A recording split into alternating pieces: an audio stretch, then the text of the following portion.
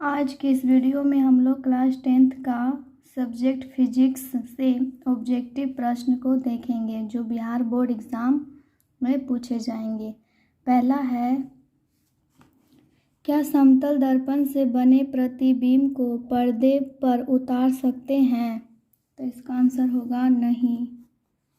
दूसरा, परावर्तक सतह की सूक्ष्मदर्शी संरचना यदि समरूप ना हो तो कैसा परावर्तन होगा?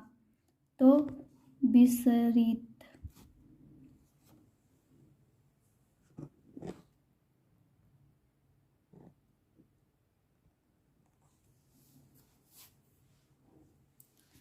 क्वेश्चन नंबर तीसरा, विसरित परावर्तन में परावर्तन के नियमों का पालन होता है। उत्तल दर्पण में परावर्तक सतह पर लंबवत गिरती किरणें फोकस पर समांतर हो जाती है।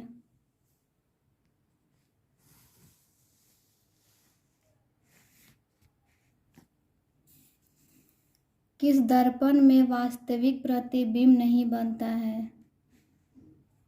तो समतल दर्पण में। दंत विशेषज्ञ किस दर्पण का उपयोग मरीजों के दांतों का बड़ा प्रतिबिंब देखने के लिए करता है? तो अवतल दर्पण। 7 नंबर, यदि किसी बिंब का प्रतिबिंब का आवर्धन ऋणात्मक है तो उस प्रतिबिंब की प्रकृति क्या होगी? तो वास्तविक और उल्टा।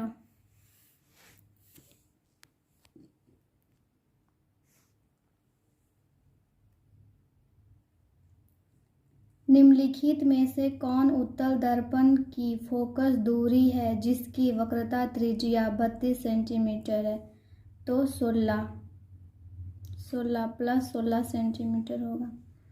परावर्तन के नियम से निर्धारित होता है आपतन कोण बराबर परावर्तन कोण। हवा निर्वात में प्रकाश की चाल होती है 3 × 10⁸ मीटर प्रति सेकेंड। प्रकाश के परावर्तन के कितने नियम हैं? 2।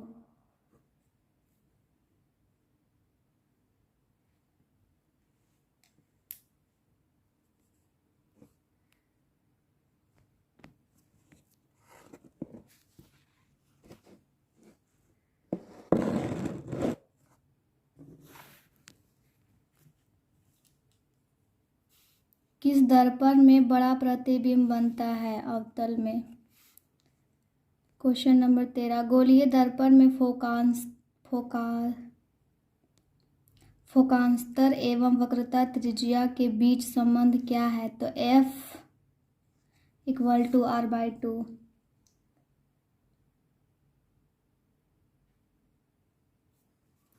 सर्च लाइट का परावर्तक सतह होता है अवतल। दाढ़ी बनाने में कौन सा दर्पण उपयुक्त होता है? अवतल।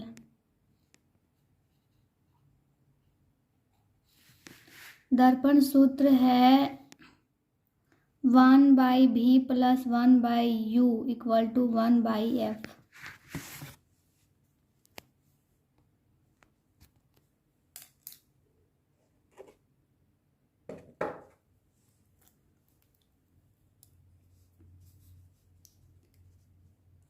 किस दर्पण में केवल आभासी प्रतिबिंब बनेगा? तो समतल और उत्तल में। समतल दर्पण में प्रतिबिंब की प्रकृति क्या होती है? आभासी और बराबर। गोलीय दर्पण की फोकस दूरी उसकी वक्रता त्रिज्या की आधी होती है। एक उत्तल दर्पण में बना प्रतिबिंब हमेशा होगा काल्पनिक और हराशित। ईंट है अपारदर्शी पदार्थ। एक मनुष्य समतल दर्पण की ओर 3 मीटर प्रति सेकंड की चाल से आ रहा है। मनुष्य को दर्पण में अपना प्रतिबिंब किस चाल से आता हुआ प्रतीत होगा? तो 6 मीटर प्रति सेकेंड।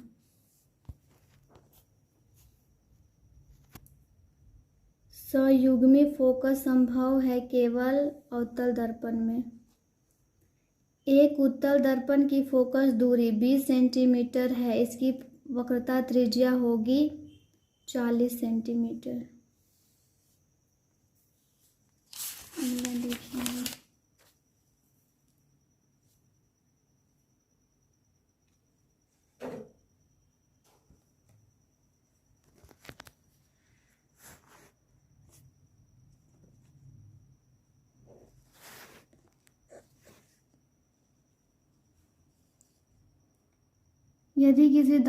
यदि किसी वस्तु को एक दर्पण के सामने निकट रखने पर प्रतिबिंब सीधा बने किंतु दूर रखने पर उल्टा प्रतिबिंब बने तो वह दर्पण होगा अवतल दर्पण। यदि किसी वस्तु को एक दर्पण के सम्मुख किसी भी दूरी पर रखने से उस वस्तु का प्रतिबिंब सदैव सीधा तथा और छोटा बनता है तो वह दर्पण होगा उत्तल। उत्तल दर्पण से प्रतिबिंब सदैव बनता है ध्रुव और वक्र फोकस के बीच। किसी वस्तु को हम तभी देख पाते हैं जब वस्तु का प्रकाश परावर्तित करे। प्रकाश एक ऊर्जा है। अवतल दर्पण के फोकस से चलती किरणें परावर्तन के बाद प्रधान अक्ष के समांतर हो जाती है। क्या समतल दर्पण में बने प्रतिबिंब को पर्दे पर उतार सकते हैं? नहीं। प्रकाश की एक किरण किसी समतल दर्पण पर 60 डिग्री का कोण बनाते हुए टकराती है तो उसका परावर्तन कोण होगा 60 डिग्री। समतल दर्पण से किसी वस्तु का प्रतिबिंब आभासी बनता है। किसी वस्तु का अवतल दर्पण द्वारा बना प्रतिबिंब आभासी, सीधा तथा वस्तु से बड़ा पाया गया तो वस्तु की स्थिति कहाँ होनी चाहिए? दर्पण के ध्रुव तथा फोकस के बीच। निम्नलिखित में से किस दर्पण द्वारा किसी वस्तु का वास्तविक प्रतिबिंब मिल सकता है? अवतल दर्पण द्वारा। अवतल दर्पण द्वारा बना प्रतिबिंब होता है हमेशा सीधा। जिन पदार्थों से होकर प्रकाश पूर्ण रूपेण गमन निकल जाता है उसे कहते हैं पारदर्शी पदार्थ। एक गोलीय दर्पण द्वारा बने प्रतिबिंब का आवर्धन ऋणात्मक हो तो प्राप्त प्रतिबिंब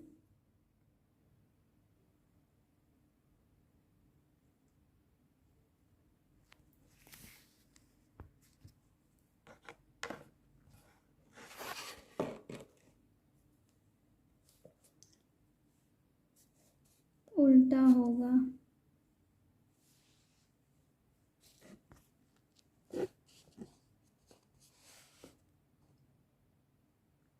प्रकाश जिस सतह से टकराकर अपने ही माध्यम में ही लौटता है उसे कहते हैं परावर्तक सतह। सोलर कुकर में व्यवहार किया जाता है अवतल दर्पण। अवतल लेंस का आवर्धन होता है यूवी। प्रकाश की किरणें गमन करती है सीधी रेखा में। आपतित किरण अभिलंब के साथ आपतन बिंदु पर जो कोण बनाती है आपतन कोण कहलाता है।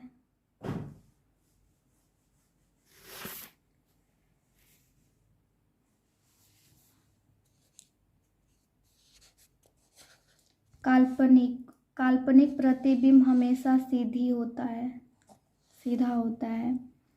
समतल दर्पण में प्रतिबिंब का आवर्धन होता है 1 के बराबर। उत्तल दर्पण में परावर्तक सतह पर लंबवत गिरती किरणें फोकस पर अपसरित होने लगती है। गोलीय दर्पण में परावर्तन के नियम का पालन होता है।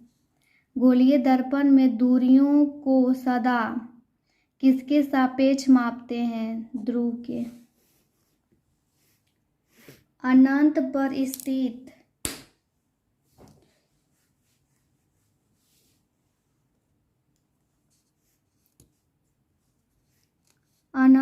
स्थित किसी बीम का प्रतिबिंब अवतल दर्पण के फोकस पर बनता है, उसका आवर्धन क्या होगा? तो m=0। मोटर गाड़ी के चालक के सामने लगा रहता है उत्तल दर्पण। प्रकाश के परावर्तन का नियम होता है I और I वेक्टर R वेक्टर। एक अवतल दर्पण में वस्तु बीम की स्थिति फोकस और ध्रुव के बीच हो तो प्राप्त प्रतिबिंब होगा आभासी, काल्पनिक और बड़ा। अवतल दर्पण की फोकस दूरी उसकी वक्रता त्रिज्या की आधी होती है।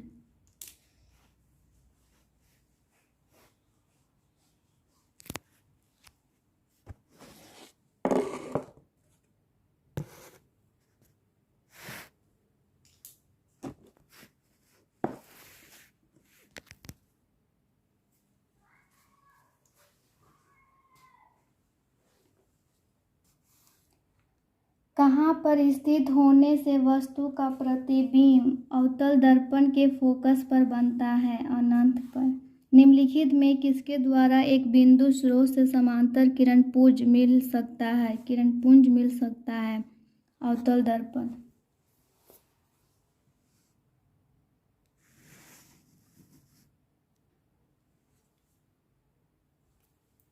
वस्तु से छोटा और आभासी प्रतिबिंब इनमें किस दर्पण से प्राप्त होता है? उत्तल दर्पण से। निम्नलिखित में से किस दर्पण द्वारा किसी वस्तु का आभासी प्रतिबिंब प्राप्त किया जा सकता है? तीनों प्रकार के दर्पणों से।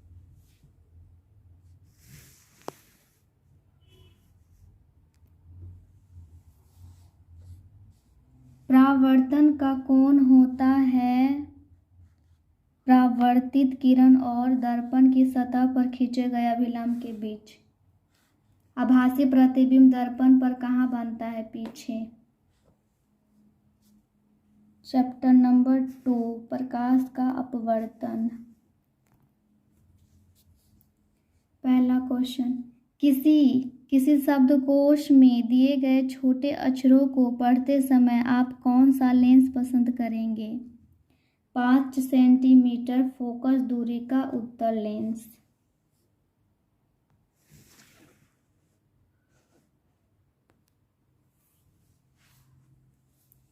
कौन सा लेंस अपसारी लेंस भी कहलाता है? अवतल लेंस। एक उत्तल लेंस की फोकस दूरी 20 सेंटीमीटर है। लेंस की क्षमता होगी +5 डायोप्टर। लेंस में मुख्य फोकस की संख्या कितनी होती है? तो 2 होती है।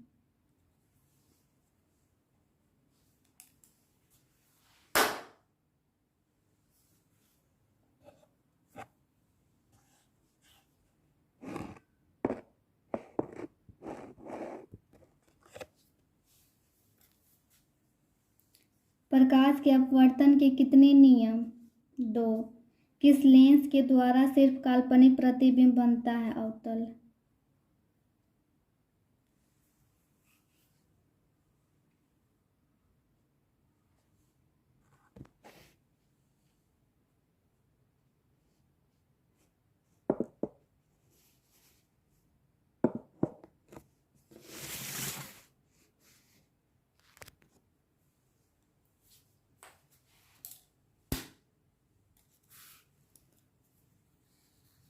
क्वेश्चन नंबर 7, किसी माध्यम के अपवर्तनांक म्यू का मान होता है sin I बटा sin R। अवतल लेंस में आवर्धन बराबर होता है U बटा V। 2D क्षमता वाले लेंस का फोकांतर होता है 50 सेंटीमीटर। 1 मीटर फोकस दूरी वाले उत्तल लेंस की क्षमता होगी 1D। एक उत्तल लेंस होता है किनारों की अपेक्षा बीच में मोटा।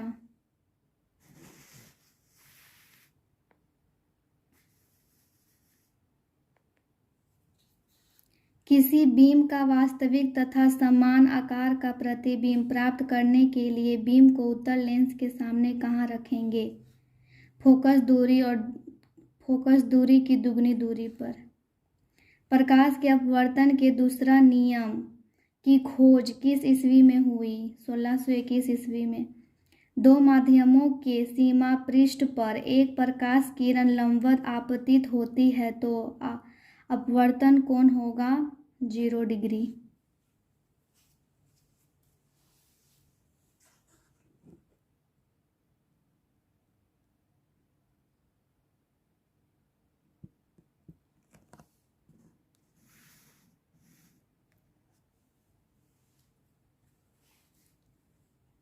यदि आपतन कोण I तथा अपवर्तन कोण R हो तो कोणीय विचलन होगा हमारा I माइनस R। जब प्रकाश की एक किरण दो माध्यमों को अलग करने वाली सतह पर लंबवत पड़ती है तो वह बिना मुड़े सीधी निकल जाती है।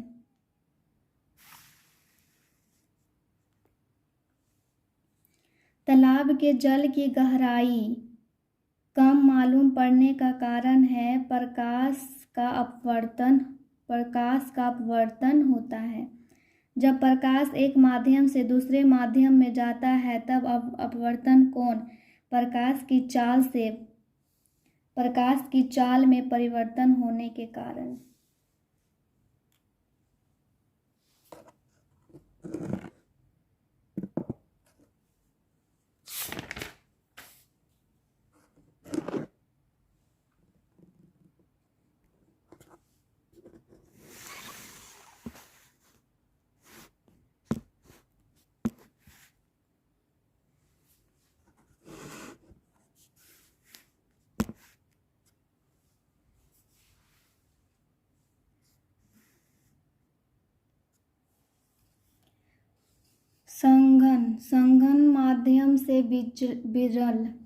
सघन माध्यम से विरल माध्यम में प्रवेश करने पर आपतन कोण तथा अपवर्तन कोण में क्या संबंध रहता है?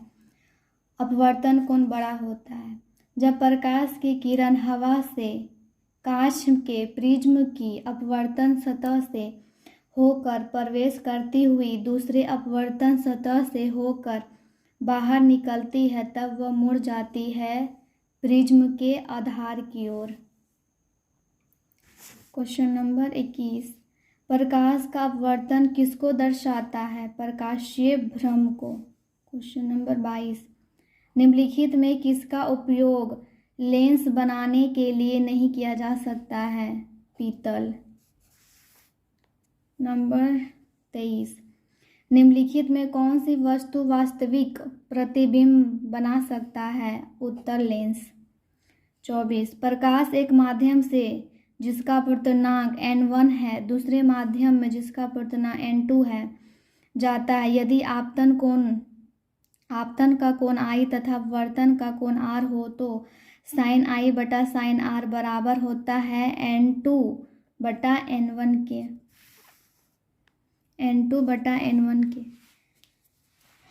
25वां। बेंजीन का अपवर्तनांक होता है 1.50। खनिज नमक का म्यू होता है माइक्रो 1.54। प्रकाश हवा से हीरा में प्रवेश करती है जिसका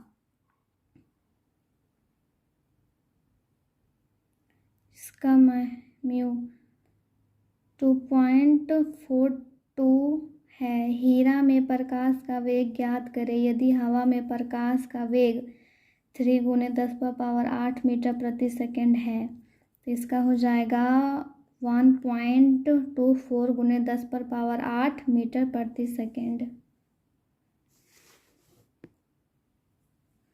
20 सेंटीमीटर गहरा एक तालाब जल से भरा है। जल का अपवर्तनांक 4/3 है।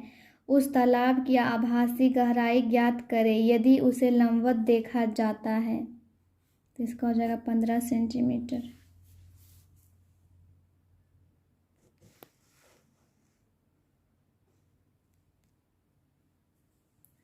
सूर्य अस्त के समय क्षितिज के नीचे चले जाने पर भी सूर्य कुछ समय तक दिखाई देता है। इसका कारण है अपवर्तन। यदि उत्तल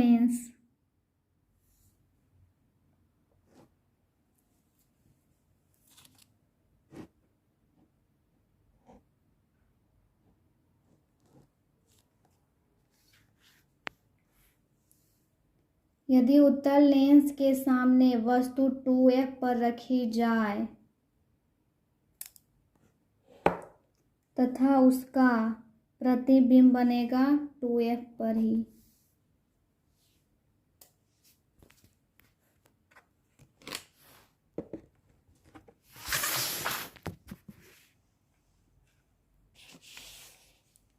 सरल सूक्ष्मदर्शी में किसका उपयोग होता है? उत्तल लेंस का। किस लेंस द्वारा केवल काल्पनिक आभासी प्रतिबिंब बनता है? अवतल लेंस द्वारा। यदि वस्तु उत्तल लेंस के फोकस तथा फोकस दूरी की दूनी दूरी के बीच हो तो प्रतिबिंब वास्तविक, उल्टा तथा बड़ा बनेगा।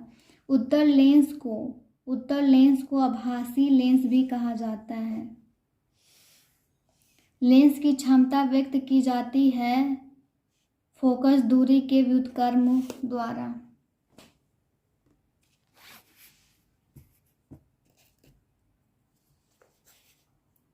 लेंस की क्षमता व्यक्त की जाती है फोकस दूरी के व्युत्क्रम द्वारा।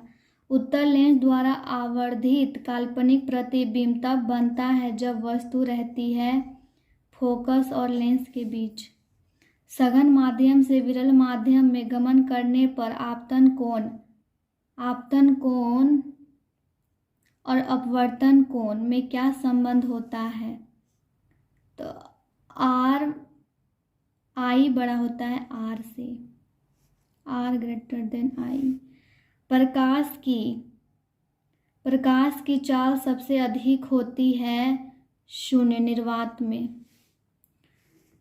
लाल और नीले वर्ण की किरणों के कांच की सतह पर वायु में आपतन कोण समान है तथा कांच में अपवर्तन कोण क्रमशः R1 तथा R2 है, तब R1 बड़ा है R2 से।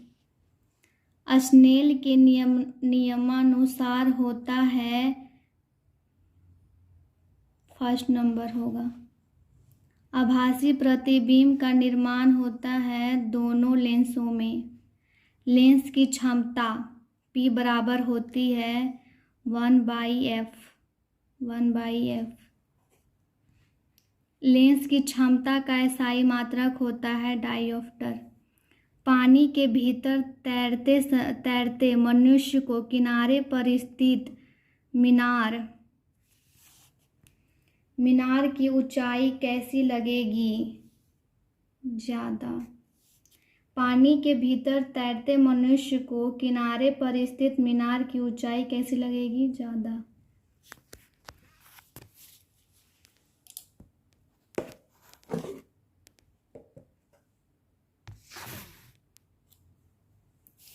शीशे के स्लैब से जब प्रकाश का अपवर्तन होता है तो उसमें पार्श्व विस्थापन होता है।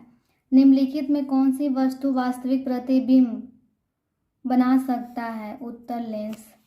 प्रकाश की किरण जब विरल माध्यम से सघन माध्यम में आती है तब वह अभिलंब की ओर मुड़ जाती है। जब प्रकाश की एक किरण एक माध्यम से दूसरे माध्यम में जाती है तो अपने पूर्व पथ से विचलित हो जाती है। इसे कहते हैं प्रकाश का अपवर्तन। उत्तल लेंस में जब वस्तु फोकस एवं लेंस के बीच रखी जाती है तब प्रतिबिंब बनता है काल्पनिक और सीधा। लेंस का प्रत्येक छोटा भाग होता है प्रिज्म की तरह।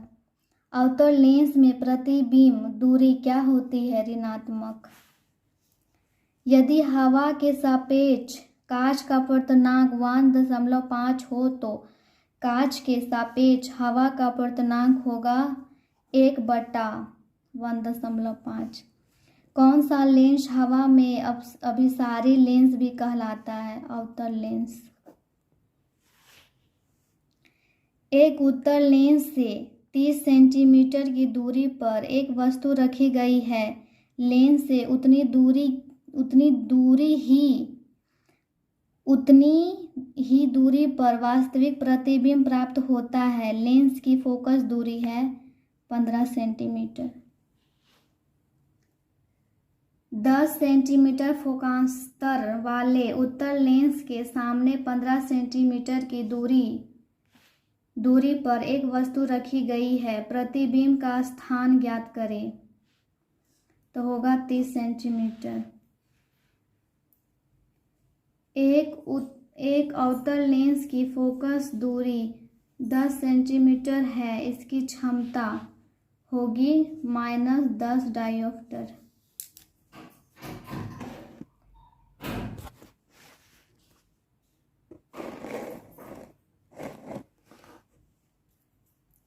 अवतल लेंस का फोकस होता है काल्पनिक। जब एक उत्तल लेंस से 20 सेंटीमीटर की दूरी पर वस्तु बिंब को रेखा जाता है तो उस वस्तु का एक काल्पनिक आभासी प्रतिबिंब बनता है। लेंस की फोकस दूरी होनी चाहिए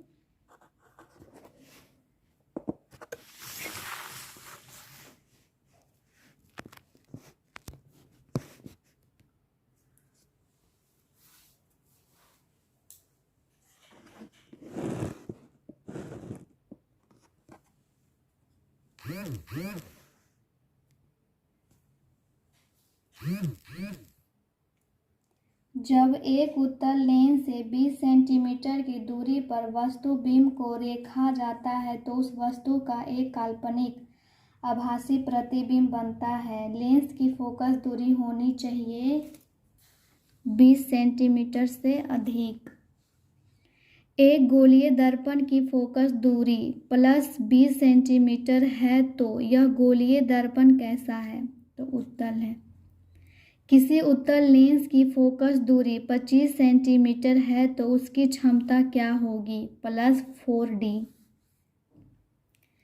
एक गोलीय दर्पण और पतले लेंस में से प्रत्येक की फोकस दूरी 25 सेंटीमीटर है, तब दोनों ही उत्तल होंगे।